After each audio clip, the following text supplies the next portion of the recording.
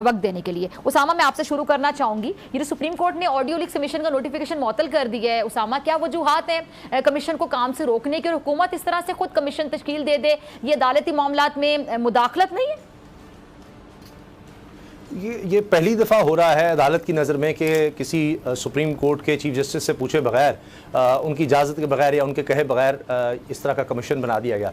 हुकूमत तो कहती है कि उनके पास ये इख्तियार है। अब जाहिर है कि ये मामला फिर सुप्रीम कोर्ट चला गया। अब उसमें वो ये भी देखा जा रहा है कि ये जो कमीशन के लिए टर्म्स ऑफ रेफरेंस हैं, इनमें ये देखा ही नहीं गया कि किस तरह से आपने ये सब कुछ हासिल किया, लीगली हासिल किया, इलीगली हासिल किया, ये ऑथेंटिक है या नहीं है। और इससे जो हासिल किया जा रहा है उसमें जो आज दिमाग सामने है वो ये कि जी अदलिया को दबाव में लाना है, क्योंकि एक स्पेसिफिक यानी वो ऑडियो लीक्स हैं जो सिर्फ अदलिया से जुड़ती हैं, जो सियासतदानों से जुड़ती हैं। हुकूमत के हवाले से सदर पाकिस्तान की ऑडियो लीक हुई है, प्राइम मिनिस्टर शहबाज शरीफ साहब की ऑडियो लीक हुई है, मरीम साहबा, इसके अलावा इमरान खान साहब, उनके उस तरह से हवाले हमें मिलते नहीं हैं।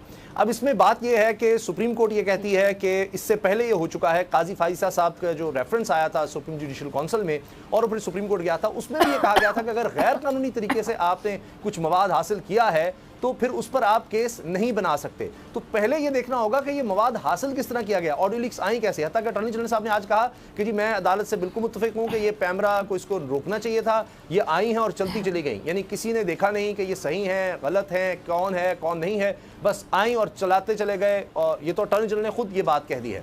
तो अब अदालत के रिमार्क्स इस तरह के हैं कि उनको ये लगता है कि ये अदालत के मामलात में मुदाखलत है। चीफ जस्टिस ने कहा जी हम बड़ा एहतराम करते हैं हुकूमत का जो कुछ भी है, लेकिन ये बात बहुत ज़्यादा आगे जा रही है। अब 5 रुकनी बेंच का ये फैसला है, अब देखते हैं कि आगे क्या होता है। मगर मुझे लगता है कि जाहिर है कि हुकूमत इस वक्त बहुत ताकत में है, बहुत ताकतवर है, और उसका अंदाज़ा हम इस बात से लगा सकते हैं कोई भी इदारा इस वक्त ऐसा नहीं है कि जो हुकूमत की राह में रुकावट हो। अपोजिशन तो है ही नहीं, पकड़ धकड़ और सब लोग छोड़कर जा रहे हैं इमरान खान साहब को, तो वो तो सारा काम ही खत्म हो गया। उस तरह से या स्ट्रीट पावर से उनको किसी किस्म का कोई खदशा है नहीं। बाकी रहेगी सुप्रीम कोर्ट, तो वो तो 14 मई का भी फैसला दिया है, उन्होंने क्या कर लिया है। इस्लामाबाद हाई कोर्ट जितने फैसले देती है, जिसको हुकूमत नहीं मानना चाहती वो नहीं मानना चाहती। एक शख्स आज़ाद होता है, उसको पकड़ते हैं, दूसरी दफ़ा रिहाई मिलती है, फिर तीसरी दफ़ा पकड़ते हैं, फिर तीसरी दफ़ा रिहाई मिलती है, चौथी दफ़ा पकड़ते हैं, चौथी दफ़ा रिहाई मिलती है, 5वीं दफ़ा पकड़ते हैं। यानी अब अदालत के जजेस रो रहे हैं बाकायदा, और कहते हैं जी आप जाके प्रेस कॉन्फ्रेंस ही कर दें।